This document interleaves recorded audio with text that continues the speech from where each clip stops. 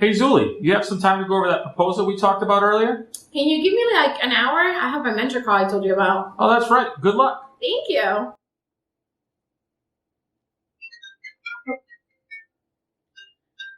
Hey, I'm so excited to talk to you. Yeah, I understand. I thought we could, okay. Yeah. Thank you. Yeah, I'll look for the invite. Bye. What was that?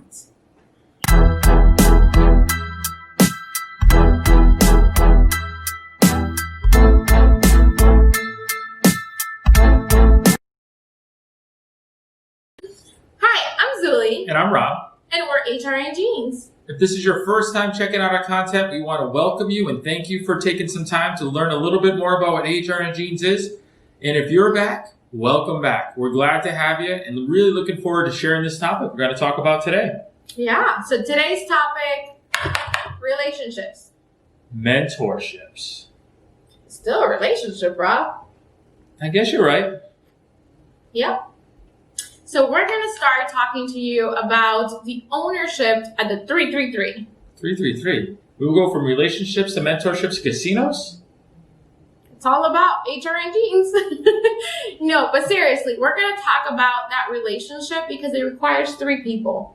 Have you ever been a mentor before, Rob? I have. And, I'll be honest with everyone out there watching this video. I've been a mentor and I've done a really good job a couple times. And I've done a bad job more times than I've been good. I think early on in my career, when I thought about mentorship, I thought about a trainer. I thought about I can show them how to do my job and how to do my job well. I didn't take the time to really slow down and think about the relationship. So I think actually starting off with a relationship before mentorship makes sense. Yeah, I think that's critical. And I've been a mentee multiple times. And I, like you, can agree that there's definitely some ownership I needed to take as a mentee to make those relationship works. That makes sense. So tell me more about this 333. All right. So I mentioned it was three people, right? So we're also going to give you 3 tips.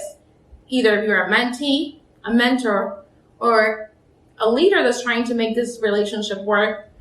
I call them the connector. Makes sense. 333. There you go. You're doing good. All right. We'll start with the mentee, because I think you're probably going to be the one who receives the most out of this relationship. Now, 3 tips that I've learned from the past has been being open and honest for that relationship. If you're not ready to be in a relationship with a mentor-mentee, you might need to tell that leader that, right? But if you go in open and really receiving everything that's going to be in that relationship and being honest about your opportunities, you're going to be able to get some things back. 2, be all in. Think about all the activities that you're probably going to be assigned to do. It is going to probably be extra work. Make sure you do them. Make sure you add value to your mentor so that it's not just, a received relationship, but that you also add to them. And then the last piece, which I think is more of the critical one, is make sure that not only do you receive the feedback from the mentor, but that you also give the feedback, because you're part of this relationship as well. I think that's pretty crucial. And I think as you kind of talk about that, it's important that you are all in, you're giving that feedback. But as a mentor, let me talk a little bit about what that can look like. In talking from experience and really understanding what it takes to be a mentor, the first thing to really realize is you have to go in with no agenda. So if someone asks you to mentor them, or it's just somebody that you're assigned to mentor, if you go into that relationship with an agenda, without first consulting with that person, what they're hoping for, really getting to know that person, asking them for feedback, what they hope to get out of the relationship, you're already setting yourself up to fail. So go into that relationship just knowing that it's not all about you. It's not all about Rob. It's not all about Zuli. It's about that person who wants to be that mentee and what you can give, show, teach, guide, and really invest into that relationship.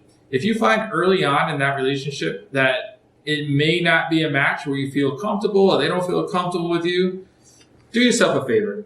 Time out. Make sure you go back to whoever assigned that relationship, or be honest with the mentee that, based upon some of the feedback and the dialogue, that you may not be able to help them in the way that they want you to be able to. And that kind of goes to the second piece. Ask for feedback regularly. Don't ask them for feedback how they're doing, which is important, but ask for feedback how you're doing. That's something that'll probably shock the mentee when you ask them the first time to say, as the mentor, how am I doing in my role with you? And don't ask it for them to tell you, oh yeah, it's perfect, it's great. If that's the response you get, dig in a little bit. Say, if you were the mentor, what approach would you take over the next 6 months? Really kind of hear their perspective of what that may look like to give you an idea of some things that mentee may be still searching for as they're in that relationship with you and that partnership. And the last one, don't be Superman. Why not, Rob? I want a mentor who's Superman. Yeah, but the problem is Superman doesn't exist.